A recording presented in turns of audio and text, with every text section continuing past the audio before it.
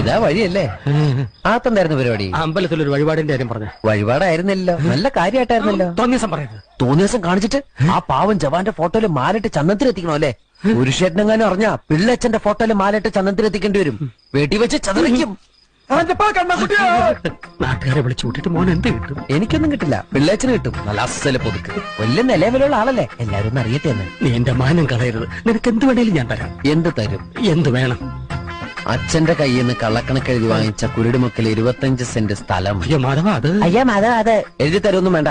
അവിടെ ഇത്തവണ എനിക്ക് വിത്തിറക്കണം, അതെന്റെ ഒരു മോഹം. ഞാൻ പടവലം ഇട്ടിരിക്കുക. ആയിക്കോട്ടെ, അത് വിറ്റ് കഴിഞ്ഞാൽ എനിക്ക് വിത്തിറക്കാലോ. ഇറക്കാം. ഉറപ്പാടാം. പോകാൻ വരട്ടെ.